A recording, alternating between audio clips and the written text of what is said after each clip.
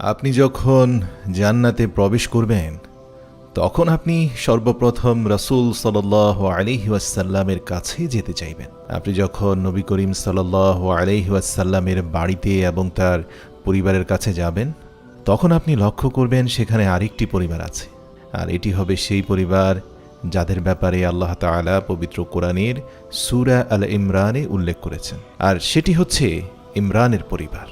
রাসূল সাল্লাল্লাহু আলাইহি ওয়াসাল্লাম বলেছেন, আল হাসান ওয়াল হুসাইন সৈয়দা শাবাবি আহলিল জান্নাহ, অর্থাৎ হাসান এবং হুসাইন রাদিয়াল্লাহু তাআলা আনহুমা জান্নাতের যুবকদের সর্দার এবং তারা জান্নাতের সমস্ত যুবকদের নেতৃত্ব দেবেন।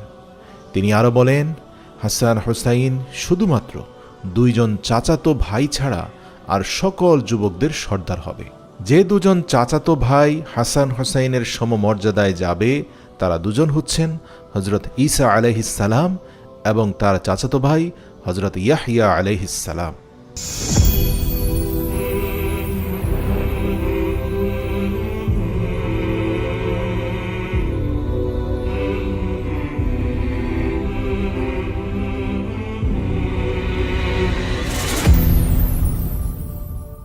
হাসান এবং হুসাইন রাদিয়াল্লাহু তাআলা আনহুমা এই দুই চাচাতো ভাই ছাড়া বাকি সমস্ত জান্নাতের যুবকদের সর্দার হবে। দর্শক, কল্পনা করুন জান্নাতে দুইজন যুবক হাসান এবং হুসাইন, এবং তাদের সাথে আরও রয়েছে ইমরানের পরিবার এবং আরও রয়েছে হযরত ঈসা আলাইহিস সালাম এবং হযরত ইয়াহইয়া আলাইহিস সালাম। অতঃপর নবী করিম সাল্লাল্লাহু আলাইহি ওয়াসাল্লাম বলেন, ওয়াল ফাতিমাতু সাইয়্যিদা নিসাই আহলিল জান্নাহ, আর ফাতেমা রাদিয়াল্লাহু তাআলা আনহা হচ্ছেন জান্নাতের সকল নারীদের সর্দার। তিনি হবেন জান্নাতের সকল নারীদের রানী, তবে ইমরানের কন্যা হযরত মরিয়ম আলাইহিস সালাম ছাড়া। কারণ মনে রাখবেন, হযরত মরিয়ম আলাইহিস সালাম সম্পর্কে আল্লাহ তাআলা পবিত্র কোরআনে সূরা আল ইমরানের 42 নম্বর আয়াতে বলেছেন, আর স্মরণ করুন যখন ফেরেশতাগণ বলেছিল, হে মারিয়াম, নিশ্চয়ই আল্লাহ আপনাকে মনোনীত করেছেন এবং পবিত্র করেছেন, আর বিশ্বজগতের নারীগণের উপর আপনাকে শ্রেষ্ঠত্ব দান করে মনোনীত করেছেন। আর তাই জান্নাতের সর্বোচ্চ স্তরে যারা থাকবে তারা হচ্ছেন নবী করিম সাল্লাল্লাহু আলাইহি ওয়াসাল্লাম এর পরিবার, সম্ভ্রান্ত আহলে বাইত এবং ইমরানের পরিবার। তারাও নবী করিম সাল্লাল্লাহু আলাইহি ওয়াসাল্লামের পরিবারের সাথে একসাথে জান্নাতে থাকবে। নবী করিম সাল্লাল্লাহু আলাইহি ওয়াসাল্লাম বলেন, জান্নাতের নারীদের সর্দার হলেন মোট 4 জন নারী: হযরত মরিয়ম আলাইহিস সালাম, হযরত ফাতিমা রাদিয়াল্লাহু তাআলা আনহা, হযরত আসিয়া আলাইহিস সালাম এবং হযরত খাদিজা রাদিয়াল্লাহু তাআলা আনহা। এবং অবশ্যই নবী করিম সাল্লাল্লাহু আলাইহি ওয়াসাল্লাম তিনি যাদের সম্পর্কে বলেছেন তাদের প্রত্যেকেই অত্যন্ত দিনদার এবং ফরহেজগার। সুতরাং আপনি যখন হযরত ফাতিমা রাদিয়াল্লাহু তাআলা আনহার কথা বলবেন, সেক্ষেত্রে তিনি অন্য যে কোনো মানুষের চেয়ে নবী করিম সাল্লাল্লাহু আলাইহি ওয়াসাল্লামের সাথে বেশি সাদৃশ্যপূর্ণ ছিলেন। তিনি নবী করিম সাল্লাল্লাহু আলাইহি ওয়াসাল্লামকে সবচেয়ে বেশি অনুসরণ করতেন। আর যখন আপনি হযরত মরিয়ম আলাইহিস সালামের কথা বলবেন, তখন হযরত মরিয়ম আলাইহিস সালাম ছিলেন অত্যন্ত পবিত্র একজন মহিলা, যিনি সর্বক্ষণ তার ইবাদতে মগ্ন থাকতেন, অথচ তাকে এই দুনিয়াতে মিথ্যা অপবাদ দেয়া হয়েছিল। আর তাই আল্লাহ তাআলা জান্নাতে তাকে এমনভাবে সম্মানিত করবেন যা আমরা কল্পনাও করতে পারি না।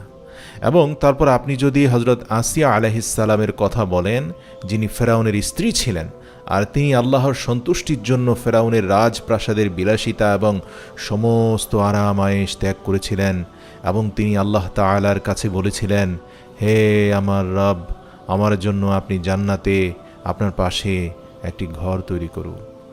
দর্শক, এখন কল্পনা করুন যে আল্লাহর পাশে সেই বিশেষ ঘরটি কেমন হতে পারে, যে ঘর সম্পর্কে আপনি এই দুনিয়ায় থাকতে কোরআনে সূরা আত-তাহরিমের 11 নম্বর আয়াতে পড়েছিলেন, মানে যে ঘরটি হযরত মরিয়ম আলাইহিস সালামের জন্য নির্মাণ করা হয়েছে।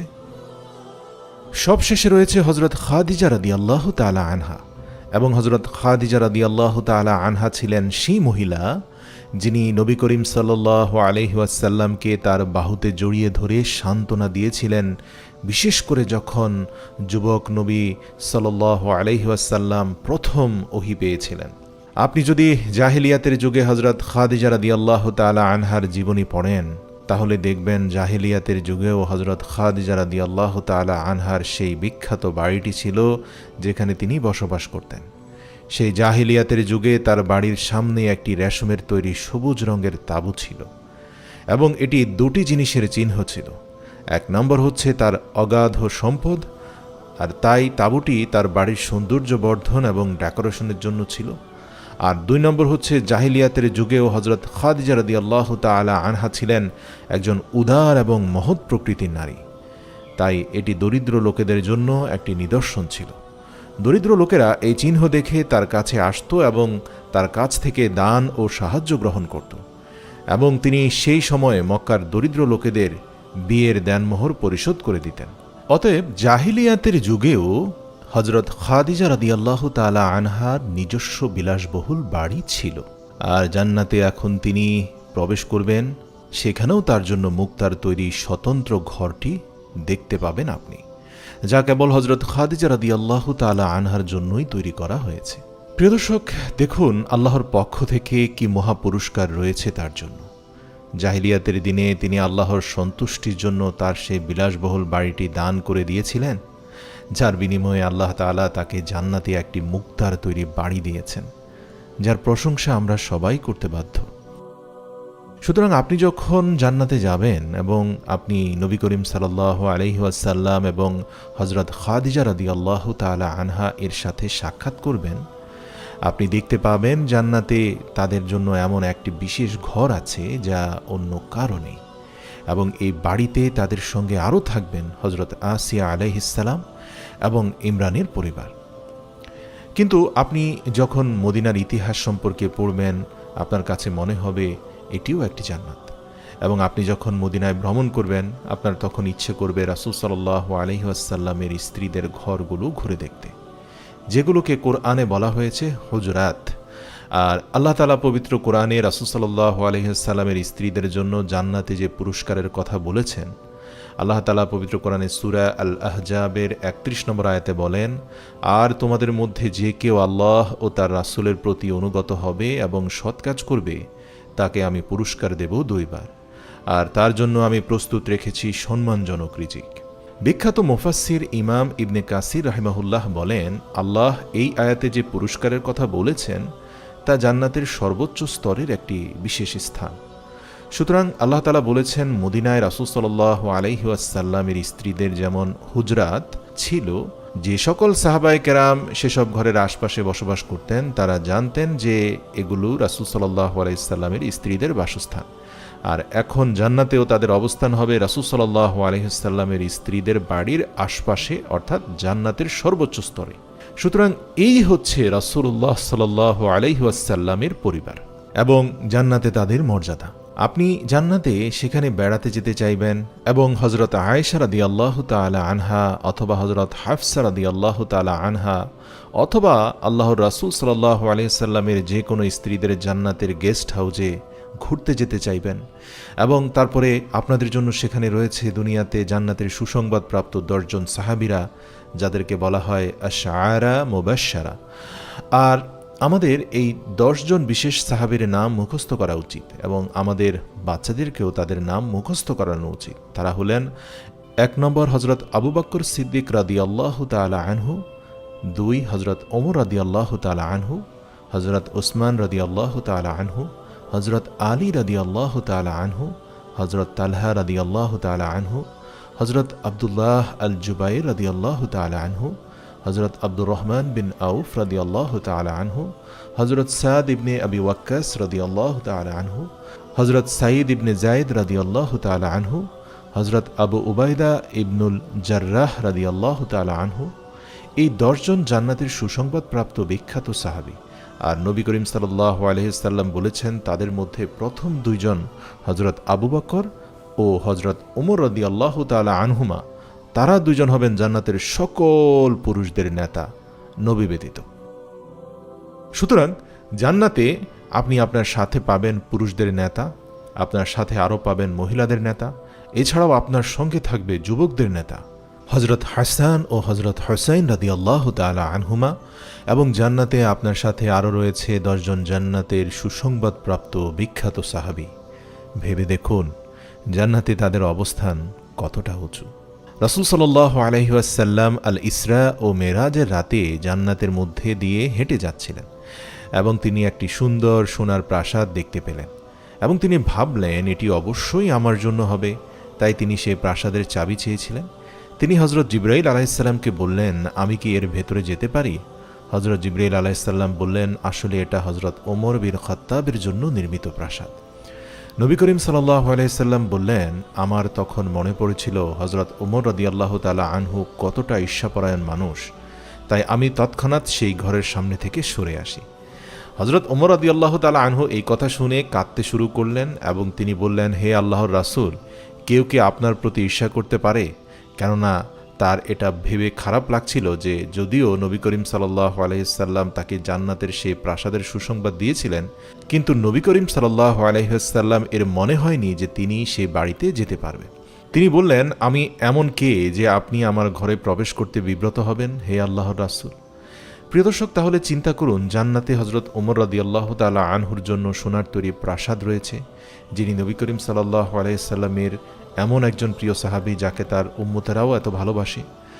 অতঃপর আপনি যখন নবী করিম সাল্লাল্লাহু আলাইহি সাল্লামের পরিবারের লোকজনদের সাথে সাক্ষাৎ শেষ করে ফিরে আসবেন, এরপর আপনি নবী করিম সাল্লাল্লাহু আলাইহি সাল্লামের প্রতিবেশীদের বাড়িতে যেতে চাইবেন এবং নবী করিম সাল্লাল্লাহু আলাইহি ওয়াসাল্লাম বলেছেন হযরত তালহা এবং জুবাইর রাদিয়াল্লাহু তাআলা আনহুমা, তারা দুইজন হবে জান্নাতে আমার দুই প্রতিবেশী এবং তাদের কিছু বিশেষ মর্যাদা আছে, কারণ তারাই ছিল সেই দুই যুবক যারা মক্কার জীবনের কঠিন সময় নবী করিম সাল্লাল্লাহু আলাইহি ওয়াসাল্লামকে সব ক্ষেত্রে রক্ষা করেছিলেন।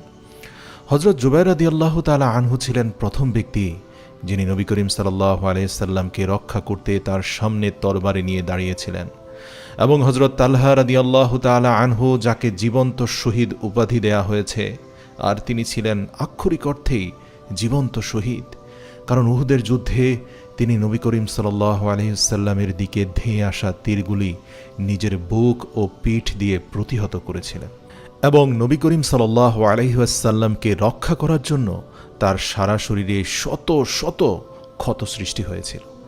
আর এখন জান্নাতে তারা দুজন নবী করিম সাল্লাল্লাহু আলাইহি ওয়াসাল্লামের প্রতিবেশী। এই সকল জান্নাতি ব্যক্তি ছাড়াও আল্লাহর রাসূল আরও বেশ কয়েকজন জান্নাতি ব্যক্তিদের নাম বলেছেন যাদের সাথেও আপনার দেখা হবে। এদের মধ্যে সর্বপ্রথমে যারা থাকবেন তারা হচ্ছেন শহীদ সাহাবীরা। তারা হচ্ছেন ওই সমস্ত সাহাবীরা যারা রাসূল সাল্লাল্লাহু আলাইহি ওয়াসাল্লামের সঙ্গে জিহাদে অংশগ্রহণ করে শহীদ হয়েছেন। এটি সবচেয়ে সুন্দর বর্ণনাগুলোর মধ্যে একটি। আল্লাহর রাসূল সাল্লাল্লাহু আলাইহি ওয়াসাল্লাম বলেছেন, আমি যখন জান্নাতে প্রবেশ করলাম, আমি দেখলাম হযরত জাফর রাদিয়াল্লাহু তাআলা আনহুকে আল্লাহ তাআলা তার কাটা দুটি হাতের বিনিময়ে দুটি জান্নাতি ডানা দান করেছেন, যা তার সৌন্দর্যকে আরও কয়েক গুণ বৃদ্ধি করে দিয়েছেন, এবং সে জান্নাতে ফেরেশতাদের সঙ্গে উড়ে বেড়াচ্ছে। এবং তারপর তিনি বলেন, আমি যখন নিচের দিকে তাকালাম, আমি হামজা রাদিয়াল্লাহু তাআলা আনহুকে একটি পালঙ্কে হেলান দিয়ে বসে থাকতে দেখলাম। দর্শক, কল্পনা করুন, যখন শহীদদের সর্দার সৈয়দা হামজা রাদিয়াল্লাহু তাআলা আনহু জান্নাতে তার পালঙ্কে হেলান দিয়ে বসে আছেন এবং জাফর রাদিয়াল্লাহু তাআলা আনহু, যিনি জিহাদের ময়দানে তার দুটি হাত হারিয়েছেন এবং তারপরেও তিনি তার দাঁত দিয়ে কালেমার পতাকা কামড়ে ধরে রেখেছিলেন, আর এখন জান্নাতে তিনি ফেরেশতাদের সাথে উড়ে বেড়াচ্ছেন। তারপর রয়েছেন সৈয়দ ইবনে হারেসা রাদিয়াল্লাহু তাআলা আনহু, যিনি ছিলেন রাসূল সাল্লাল্লাহু আলাইহি ওয়াসাল্লামের প্রিয় পালক পুত্র। রাসূলুল্লাহ সাল্লাল্লাহু আলাইহি ওয়াসাল্লাম বলেন, আমি জান্নাতে প্রবেশ করলাম এবং একটি সুন্দরী তরুণী আমাকে স্বাগত জানালো। আমি বললাম, তুমি কে? তোমাকে কার জন্য সৃষ্টি করা হয়েছে? সে বলল, আমি যায়েদ ইবনুল হারেসা রাদিয়াল্লাহু তাআলা আনহুর জন্য। এবং এরপর রয়েছে সাদ ইবনে মুআজ রাদিয়াল্লাহু তাআলা আনহু, যার ব্যাপারে নবী করিম সাল্লাল্লাহু আলাইহি সাল্লাম বলেছেন, সাদের আত্মা যখন ফিরে আসে তখন আল্লাহর আরশ আনন্দে কেঁপে ওঠে। একবার মহানবী সাল্লাল্লাহু আলাইহি ওয়াসাল্লাম একটি সুন্দর পোশাক পরেছিলেন, যা তাকে একজন বিদেশি রাজা উপহার দিয়েছিলেন। সাহাবারা সেটির দিকে মুগ্ধ দৃষ্টিতে তাকিয়েছিলেন। তখন রাসূল সাল্লাল্লাহু আলাইহি সাল্লাম বললেন, তোমরা কি এটাকে সুন্দর মনে করো? তিনি বলেন, সাহাবারা মাথা নাড়াতে থাকল। তখন তিনি উত্তরে বললেন, আল্লাহর কসম, জান্নাতে সাদ বিন মুআজের রুমাল এই পোশাকের চেয়ে অনেক উত্তম, যা দিয়ে তোমরা তোমাদের নাক পরিষ্কার করো। আর সাদ ইবনে মুআজ রাদিয়াল্লাহু তাআলা আনহু, তার রুমালটি এত সুন্দর ছিল যে নবী করিম সাল্লাল্লাহু আলাইহি সাল্লাম বলেন, এটি তোমাদের দেখা দুনিয়ার যে কোনো পোশাকের চেয়ে সুন্দর। নবী করিম সাল্লাল্লাহু আলাইহি সাল্লাম একদিন একজন মায়ের কাছে আসলেন এবং তিনি ছিলেন হারিসা ইবনে সুরাকা রাদিয়াল্লাহু তাআলা আনহুর মা। হারিসা ইবনে সুরাকা, যিনি বদর যুদ্ধে তীরের আঘাতে শহীদ হওয়া যুবক সাহাবী, তার মা জিজ্ঞাসা করলেন, ইয়া রাসূলুল্লাহ, আমার ছেলে এখন কি অবস্থায় আছে? আমাকে বলুন। সে যদি জান্নাতে থাকে তাহলে আমি ধৈর্য ধরব, কিন্তু সে যদি জান্নাতে না থাকে তাহলে আমি শুধু কাঁদব আর কাঁদব। নবী করিম সাল্লাল্লাহু আলাইহি সাল্লাম বললেন, হে হারিসার মা, জান্নাতের শুধু একটি স্তর নেই, জান্নাতের অনেকগুলো স্তর রয়েছে, এবং আপনার ছেলে সে শুধু জান্নাতে পৌঁছেছে তাই নয়, আপনার ছেলে জান্নাতের সর্বোচ্চ স্তর জান্নাতুল ফিরদাউসে আছে। অতএব প্রিয় দর্শক, আপনি জান্নাতের সর্বোচ্চ স্তরে হারিসা বিন সুরাকাকে দেখতে পাবেন, যিনি বদর যুদ্ধে তীরবিদ্ধ হয়ে শহীদ হয়েছিলেন, এবং নবী করিম সাল্লাল্লাহু আলাইহি সাল্লাম বলেছেন যে তিনি জান্নাতুল ফিরদাউসে আছেন। আল্লাহ তাআলা আমাদেরকেও সেই স্থান দান করুক, আমিন। অতঃপর আপনারা জানেন যে নবী করিম সাল্লাল্লাহু আলাইহি সাল্লাম গভীর রাতে মদিনায় ঘুরে বেড়াতেন এবং তার সাহাবাদের তেলাওয়াত শুনতেন। রাসূলুল্লাহ সাল্লাল্লাহু আলাইহি সাল্লাম বলেন, আমি যখন জান্নাতে প্রবেশ করলাম তখন আমি একজনকে কোরআন তেলাওয়াত করতে শুনলাম। আমি বললাম, ওটা কে? এই সুন্দর কণ্ঠটা কার? কল্পনা করুন, আপনি জান্নাতের গলিতে হাঁটছেন এবং আপনি সুললিত কণ্ঠের কোরআন তেলাওয়াত শুনতে পাচ্ছেন। এবং রাসূলুল্লাহ সাল্লাল্লাহু আলাইহি সাল্লামকে বলা হলো, এ হচ্ছে হারিস ইবনে নুমান রাদিয়াল্লাহু তাআলা আনহু, যিনি ছিলেন অত্যন্ত ধার্মিক একজন সাহাবী, এবং নবী করিম সাল্লাল্লাহু আলাইহি সাল্লাম বলেছেন, নিঃসন্দেহে ইনি একজন ধার্মিক ব্যক্তি, নিঃসন্দেহে ইনি একজন ধার্মিক ব্যক্তি। আল্লাহর রাসূল এ কথা 2 বার বললেন। সুতরাং আপনি জান্নাতে কিছু সাহাবার কোরআন তেলাওয়াতও শুনতে পারবেন। জান্নাতের পরের শ্রেণী হল গুরুত্বের সাথে সত্য অন্বেষণকারীরা, যাদের জন্য নবী করিম সাল্লাল্লাহু আলাইহি সাল্লাম জান্নাতের উচ্চ পদের কথা উল্লেখ করেছেন। তাদের মধ্যে প্রথম সারির মধ্যে রয়েছেন আব্দুল্লাহ ইবনে সালাম রাদিয়াল্লাহু তাআলা আনহু, যিনি ছিলেন মদিনার সেই বিখ্যাত রাবাই, অর্থাৎ ইয়াহুদীদের স্কলার ছিলেন পূর্বে, যিনি আল্লাহর রাসূল সাল্লাল্লাহু আলাইহি সাল্লাম মদিনায় আসার সাথে সাথে ইসলাম গ্রহণ করেছিলেন। রাসূল সাল্লাল্লাহু আলাইহি সাল্লাম বলেছেন, আব্দুল্লাহ বিন সালাম হবে জান্নাতে প্রবেশকারী প্রথম 10 জন ব্যক্তির মধ্যে 10ম ব্যক্তি। সুবহানাল্লাহ। প্রিয় দর্শক, চিন্তা করে দেখুন, জান্নাতে প্রবেশকারী প্রথম 10 জন ব্যক্তির একজন হলেন এই আব্দুল্লাহ ইবনে সালাম রাদিয়াল্লাহু তাআলা আনহু, যিনি প্রাক্তন ইয়াহুদীর আবাই ছিলেন। আল্লাহু আকবার। নবী করিম সাল্লাল্লাহু আলাইহি সাল্লাম তাকে বিভিন্ন সময় একাধিকবার জান্নাতের সুসংবাদ দিয়েছেন। এরপর আপনারা জান্নাতে পাবেন এমন লোকদেরকে যারা আল্লাহর একত্ববাদকে গ্রহণ করেছিল, কিন্তু তারা নবীর দাওয়াতের মিশনে তার সঙ্গী হওয়ার জন্য সেই সুযোগ পায়নি, তার আগেই বিদায় নিয়েছে। আল্লাহ রাসূল বলেন, আমি জান্নাতে প্রবেশ করলাম এবং দেখলাম যে জায়েদ ইবনে আমর ইবনে নুফাইলের জান্নাতে 2টি স্তর রয়েছে এবং সেখানে সে একাকী অবস্থান করছে। আপনি কি এমন কাউকে কল্পনা করতে পারেন যে নিজের জন্য জান্নাতের 2টি স্তর লাভ করেছে? কিছু আলেম বলেছেন এটা এই কারণে যে তিনি হযরত ইব্রাহিম আলাইহিস সালামের উপর ঈমান এনেছিলেন এবং তারপর তিনি মুহাম্মদ সাল্লাল্লাহু আলাইহি সাল্লামের উপরও ঈমান এনেছিলেন, এমনকি মুহাম্মদ সাল্লাল্লাহু আলাইহি সাল্লাম নবী হওয়ার আগেই। প্রিয় দর্শক, চিন্তা করছেন কার কথা বলছি? এখানে আমরা যার কথা বলছি তিনি হচ্ছেন ওয়ারাকা বিন নাওফাল রাদিয়াল্লাহু তাআলা আনহু, যিনি একজন অতিশয় বৃদ্ধ মানুষ ছিলেন। যখন রাসূল সাল্লাল্লাহু আলাইহি ওয়াসাল্লামের উপর প্রথম ওহী নাজিল হয় এবং যখন প্রথমবার ওহী নাজিল হওয়ার পর হযরত খাদিজা রাদিয়াল্লাহু তাআলা আনহা রাসূল সাল্লাল্লাহু আলাইহি সাল্লামকে নিয়ে ওয়ারাকা বিন নাওফাল এর কাছে গিয়েছিলেন, তিনি তখন রাসূল সাল্লাল্লাহু আলাইহি সাল্লামের নবী হওয়ার ব্যাপারে নিশ্চিত তথ্য দিয়েছিলেন। তিনি আল্লাহর রাসূলের আগমনের কথা আগে থেকেই জানতেন এবং তিনি তার জন্য অপেক্ষা করছিলেন, কিন্তু তিনি রাসূল সাল্লাল্লাহু আলাইহি সাল্লামের সহচর্য লাভ করার খুব একটা সময় পাননি, কেননা তিনি অত্যন্ত বৃদ্ধ হয়ে পড়েছিলেন। আর রাসূল সাল্লাল্লাহু আলাইহি সাল্লাম বলতেন, তোমরা ওয়ারাকার সম্পর্কে কোনো মন্দ কথা বলো না, কেননা আমি দেখেছি যে জান্নাতে তার 1টি বা 2টি বাগান রয়েছে, এবং তারপর যারা জান্নাতে থাকবেন তারা হচ্ছে রাসূল সাল্লাল্লাহু আলাইহি সাল্লাম এর সঙ্গে যারা দ্বীনের বিজয়ের জন্য সংগ্রাম করেছিলেন, এবং তাদের মধ্যে সর্বপ্রথম যার নাম আসবে তিনি হযরত বিলাল রাদিয়াল্লাহু তাআলা আনহু ছাড়া আর কেউ নন, যিনি হবেন জান্নাতের মুয়াজ্জিনদের সর্দার।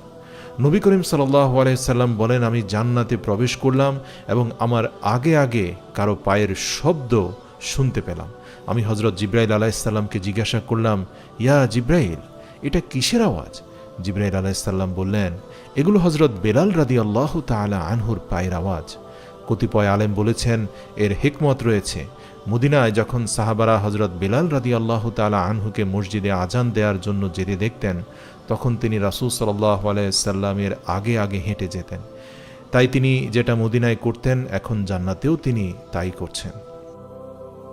এবং তারপর অবশেষে জান্নাতে আপনার সঙ্গী হিসাবে তারা থাকবে যারা সুযোগের সদ্ব্যবহার করেছিল, যখন তারা সুযোগ পেয়েছিল নিজেদেরকে রাসূল সাল্লাল্লাহু আলাইহি সাল্লামের খেদমতে হাজির করেছিল। রাসূল সাল্লাল্লাহু আলাইহি সাল্লাম বলেন, আমি নিজেকে জান্নাতে প্রবেশ করতে দেখেছি এবং সাথে সাথে আমি উম্মে সুলাইম রাদিয়াল্লাহু তাআলা আনহাকে দেখতে পেলাম, যিনি ছিলেন আবু তালহা রাদিয়াল্লাহু তাআলা আনহুর স্ত্রী এবং হযরত আনাস ইবনে মালিক রাদিয়াল্লাহু তাআলা আনহু এর মা। সুবহানাল্লাহ, এই মহিলা যিনি তার সন্তানকে নবী করিম সাল্লাল্লাহু আলাইহি সাল্লামের খেদমতের জন্য দিয়েছিলেন, এবং আবু তালহা রাদিয়াল্লাহু তাআলা আনহু যিনি তার সেরা বাগানটি আল্লাহর সন্তুষ্টির জন্য দান করে দিয়েছিলেন। আর এখন তাদের কাছে জান্নাতের সেই বাগান রয়েছে। দুনিয়ার বাগানের বিনিময়ে আল্লাহ তাদের যেই প্রতিদানের প্রতিশ্রুতি দিয়েছেন, এবং আপনি জান্নাতে সেখানে প্রবেশ করতে পারবেন, নিজের চোখে সেই বাগান দেখতে পারবেন এবং আপনি স্মরণ করতে পারবেন এই সেই জান্নাতের বাগান যার প্রতিশ্রুতি দুনিয়াতে দেয়া হয়েছিল। এটাই সেই বাগান যার সম্পর্কে আল্লাহ তাআলা পবিত্র কোরআনে সূরা আল ইমরানের 92 নম্বর আয়াতে বলেছিলেন, তোমরা কখনো পুণ্য লাভ করতে পারবে না যতক্ষণ না তোমাদের প্রিয় জিনিস হতে আল্লাহর পথে ব্যয় করছো, আর তোমরা যা কিছু ব্যয় করো নিশ্চয়ই আল্লাহ সে বিষয়ে খুব ভালোভাবেই অবগত। আর জান্নাতে এখন আপনি সেই প্রতিশ্রুত বাগান লাভ করবেন। এছাড়াও জান্নাতের বাগানের কথা বলতে গেলে আপনি হয়তো জান্নাতে আরও একটি বাগান দেখতে পাবেন এবং আপনি নিশ্চয়ই সেখানে পরিদর্শন করতে চাইবেন। আর সেটি হচ্ছে হযরত আবু দাহদাহ রাদিয়াল্লাহু তাআলা আনহুর খেজুরের বাগান, যার সম্পর্কে নবী করিম সাল্লাল্লাহু আলাইহি সাল্লাম বলেছেন, হযরত আবু দাহদাহ রাদিয়াল্লাহু তাআলা আনহুর জন্য জান্নাতের বাগানে কত খেজুর গাছ রয়েছে। সুতরাং আপনি যখন জান্নাতে যাবেন, আপনি খেজুর গাছের এই বিশাল বাগানটি দেখলে আপনার নিশ্চয়ই মনে পড়বে এটি হযরত আবু দাহদাহ রাদিয়াল্লাহু তাআলা আনহুর বাগান। আর মনে পড়বে সেই বিখ্যাত ঘটনা, হযরত আনাস রাদিয়াল্লাহু তাআলা আনহু বর্ণনা করেন যে মদিনায় এক ইয়াতিম ছেলের একটি খেজুর বাগান ছিল। তার বাগানের সঙ্গে আবু লুবাবা নামে এক লোকেরও একটি খেজুর বাগান ছিল। ইয়াতিম ছেলেটি তার বাগানের সীমানা প্রাচীর নির্মাণের চিন্তা করল, যাতে প্রত্যেকের অংশ পৃথক হয়ে যায়। প্রাচীর দিতে গিয়ে সে দেখল প্রতিবেশী আবু লুবাবার বাগানের একটি খেজুর গাছ তার সীমানার মধ্যে পড়ে আছে, যে কারণে তার প্রাচীরটি সোজা করে নির্মাণ করা সম্ভব হচ্ছে না। প্রতিবেশীর কাছে গিয়ে তার সমস্যার কথা জানিয়ে গাছটি দান করার অথবা বিক্রির প্রস্তাব দিল সেই ইয়াতিম ছেলেটি। কিন্তু কঠোর স্বভাবের আবু লুবাবা আল্লাহর কসম করে বলল, কোনোভাবে সে এই গাছটি ওই ইয়াতিম ছেলেকে দিবে না। কোনো উপায় না পেয়ে ইয়াতিম ছেলেটি আল্লাহর রাসূলের কাছে বিচার দিল। পুরো ঘটনা শুনে আল্লাহর রাসূল আবু লুবাবাকে বললেন যে জান্নাতে তোমার জন্য এরকম আরেকটি গাছ থাকবে, তুমি তা এই ইয়াতিম শিশুকে দান করে দাও। সবাই ভেবেছিল আবু লুবাবা এই চমৎকার সুযোগ গ্রহণ করে নেবে, কিন্তু সে নেয়নি। আসলে আবু লুবাবা সম্পর্কে যা জানা যায়, এই ব্যক্তি নামে মুসলমান ছিল, মানে কালেমা পড়েছিল, কিন্তু ভিতরগত একজন মুনাফিক ছিল। যাই হোক, আল্লাহর রাসূলের এই হাদিস তার অন্তর গোলাতে পারেনি। আল্লাহর রাসূল তাকে বলেছিলেন, এর বিনিময়ে তোমাকে দ্বিগুণ অর্থ দেব, প্রয়োজনে ওই জমিটা তুমি বিক্রি করে দাও, কিন্তু কোনো কিছুতেই সে রাজি হচ্ছিল না। হযরত আবু দাহদাহ বিশ্বনবীর কথাগুলো দূর থেকে শুনছিলেন। তিনি ভাবলেন, এ ক্ষণস্থায়ী দুনিয়ায় কি হবে? পরকালের চিরস্থায়ী জীবনের কাছে এ দুনিয়া তুচ্ছ, বরং যদি জান্নাতে একটি খেজুর গাছ পাওয়া যায় তাহলে আর কি চাই। তিনি বিশ্বনবীকে বললেন, হে আল্লাহর রাসূল, আপনি জান্নাতে যে খেজুর গাছের কথা বললেন, এটা কি শুধু আবু লুবাবার জন্যই নির্ধারিত, নাকি আমি যদি ওই গাছটা আবু লুবাবা থেকে কোনোভাবে ক্রয় করে সেই ইয়াতিমকে দান করে দেই, তাহলে আমার জন্য কি জান্নাতে একটা খেজুর গাছ পাওয়া যাবে? রাসূল সাল্লাল্লাহু আলাইহি সাল্লাম বললেন, হ্যাঁ, তোমার জন্য জান্নাতে খেজুর গাছ থাকবে। আবু দাহদাহ ওই ব্যক্তিকে সম্বোধন করে বললেন, হে আবু লুবাবা, শোনো, তুমি আমার বাগান সম্পর্কে অবগত আছো, যেখানে 600 খেজুর গাছ আছে, সঙ্গে ঘর ও একটি কূপও আছে। মুনাফিক আবু লুবাবা এ কথা শুনে বলল, মদিনাতে তোমার এই আকর্ষণীয় বাগান সম্পর্কে জানে না এমন কেউ কি আছে নাকি? তখন আবু দাহদাহ বললেন, তাহলে তুমি আমার ওই সম্পূর্ণ বাগান গ্রহণ করে তোমার ওই একটি খেজুর গাছ এই ইয়াতিমকে দিয়ে দাও। আবুল বাবা তার এ কথা বিশ্বাস করতে পারছিল না। সে আবু দাহদা রাদিয়াল্লাহু তাআলা আনহুর দিকে তাকালো, তারপর লোকজনের দিকে তাকিয়ে বলল, এই তোমরা লক্ষ্য করছো আবু দাহদা কি বলছে? লোকজন তখন তার কথার ব্যাপারে সাক্ষী হলো। তখন আবুল বাবা বলল, হ্যাঁ, আমি তোমার খেজুর গাছের বাগান গ্রহণ করলাম এবং ওই খেজুর গাছটি তোমাকে দিয়ে দিলাম। হযরত আবু দাহদা যখন ওই খেজুর গাছের মালিক হয়ে গেলেন, তখন ওই ইয়াতিমকে বললেন, এখন থেকে ওই খেজুর গাছটি তোমার, আমি তা তোমাকে উপহার দিলাম। এখন তোমার বাগানের প্রাচীর সোজা করতে আর কোনো বাধা নেই। এবার হযরত আবু দাহদা রাদিয়াল্লাহু তাআলা আনহু বিশ্বনবীর দিকে তাকিয়ে বললেন, হে আল্লাহর রাসূল সাল্লাল্লাহু আলাইহি ওয়াসাল্লাম, এখন আমি কি জান্নাতে খেজুর গাছের মালিক হলাম? রাসূল সাল্লাল্লাহু আলাইহি ওয়াসাল্লাম বললেন, আবু দাহদার জন্য জান্নাতে এখন কত বিশাল খেজুরের বাগান অপেক্ষা করছে। সুবহানাল্লাহ। আল্লাহর রাসূল এই একটি কথা একবার নয় বরং বারবার খুশি হয়ে বলছিলেন। একই কথা, আবু দাহদার জন্য কত সুন্দরী একটা খেজুরের বাগান অপেক্ষা করছে। অবশেষে হযরত আবু দাহদা রাদিয়াল্লাহু তাআলা আনহু জান্নাতের বাগানের সুসংবাদ নিয়ে সেখান থেকে বের হয়ে নিজের বর্তমান বাগানের দরজায় গিয়ে স্ত্রীকে ডাক দিলেন, হে উম্মে দাহদা। হযরত উম্মে দাহদা রাদিয়াল্লাহু তাআলা আনহা অত্যন্ত অবাক হলেন। তিনি অবাক হয়ে বললেন, আপনি বাগানের বাইরে থেকে দরজার বাইরে দাঁড়িয়ে আছেন কেন? ভেতরে আসছেন না কেন? কিন্তু আবু দাহদা বাইরে দাঁড়িয়েই ভেতরে প্রবেশ না করে বারবার একই আওয়াজ করতে থাকলো, হে উম্মে দাহদা। উত্তরে তিনি বললেন, আমি উপস্থিত হে আবু দাহদা। এরপর আবু দাহদা স্ত্রীকে লক্ষ্য করে বললেন, বাচ্চাদেরকে নিয়ে এ বাগান থেকে বের হয়ে আসো। উম্মে দাহদা বললেন, আমি বাগান হতে বের হয়ে আসব কেন? তিনি বললেন, হ্যাঁ, আমি এ বাগান বিক্রি করে দিয়েছি। উম্মে দাহদা কিছুটা অবাক হয়ে বললেন, আপনি কার নিকট এত সুন্দর বাগান বিক্রি করেছেন? কে কত দাম দিয়ে এটা ক্রয় করেছে? হযরত আবু দাহদা বললেন, আমি জান্নাতে একটি খেজুর গাছের বিনিময়ে তা বিক্রি করে দিয়েছি। উম্মে দাহদা বললেন, আল্লাহু আকবার, হে আবু দাহদা, আপনি অত্যন্ত লাভজনক ব্যবসা করেছেন। সুবহানাল্লাহ।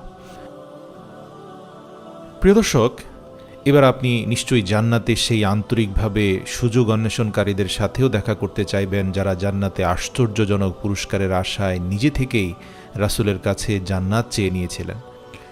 বিশেষ করে যখনই আল্লাহর রাসূল থেকে এরকম অফার আসতো যে কোনো কিছুর বিনিময়ে তারা জান্নাত পেয়ে যাবে, তখন তারা সাথে সাথে দুনিয়ার সম্পত্তির বিনিময়ে তা লুফে নিত।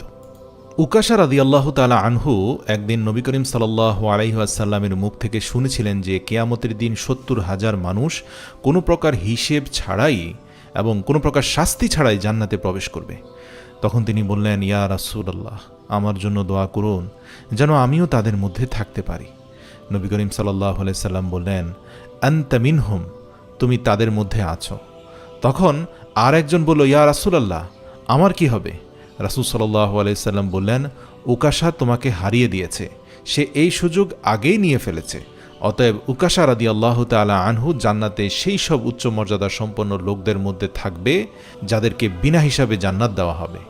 ইনশাআল্লাহ আমরাও তাদের মধ্যে থাকার আকাঙ্ক্ষা করতে পারি এবং সেজন্য কঠোর পরিশ্রমে নিজেকে এখনই নিয়োজিত করতে পারি। এমন একজন মহিলা আছে যার সাথে আপনি জান্নাতে দেখা করতে চাইবেন। আপনাদের কি মৃগী রোগে আক্রান্ত সেই মহিলা সাহাবীর কথা মনে আছে, যার খিঁচুনি রোগ ছিল এবং যখন তার খিঁচুনি হতো তখন তার হিজাব খুলে যেত এবং তিনি নবী করিম সাল্লাল্লাহু আলাইহি সাল্লামের কাছে এসেছিলেন এবং তিনি ছিলেন একজন অপরিচিত আবিসিনিয়ার মহিলা।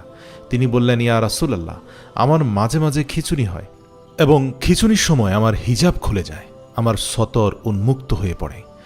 আপনি কি আল্লাহর কাছে আমার জন্য দোয়া করবেন যাতে তিনি আমাকে সুস্থ করে দেন? নবী করিম সাল্লাল্লাহু আলাইহি সাল্লাম বললেন, শোনো হে নারী, আমি তোমার জন্য দোয়া করতে পারি আর তুমি সুস্থ হয়ে যাবে, তবে তুমি যদি ধৈর্য ধরতে পারো তাহলে তোমার জন্য জান্নাতের নিশ্চয়তা রয়েছে। সেই নারী বলল, ইয়া রাসূলুল্লাহ সাল্লাল্লাহু আলাইহি ওয়াসাল্লাম, যদি তাই হয় তাহলে আমি জান্নাতের নিশ্চয়তা চাই, কিন্তু আপনি কি আল্লাহর কাছে দোয়া করতে পারবেন যে অন্তত যখন আমার খিঁচুনি হয় তখন যেন আমার সতর উন্মুক্ত হয়ে না যায়? সুবহানাল্লাহ। দর্শক, চিন্তা করুন, এই নারী, সে তার হিজাবের প্রতি কত যত্নশীল। এমনকি সে তার অসুস্থতার বিনিময়ে তার জন্য জান্নাতের নিশ্চয়তা চায়। নবী করিম সাল্লাল্লাহু আলাইহি সাল্লাম বললেন, ঠিক আছে, তোমার জন্য তাই হবে। প্রিয় দর্শক, কল্পনা করুন যে আপনি জান্নাতে কতজন সাহাবায়ে কেরামের সাথে সাক্ষাৎ করবেন, যাদের নামও হয়তো আপনি জানেন না, কিন্তু তাদের গল্প ইসলামের ইতিহাসে অনেক বিখ্যাত মানুষদেরকে অনুপ্রাণিত করেছে। এখন নিজেকে প্রশ্ন করুন, জান্নাতে তাদের প্রতিবেশী হওয়ার জন্য আপনার প্রস্তুতি কতটুকু? يا أيتها النفس المطمئنة ارجعي إلى ربك راضية مرضية فادخلي في عبادي وادخلي جنتي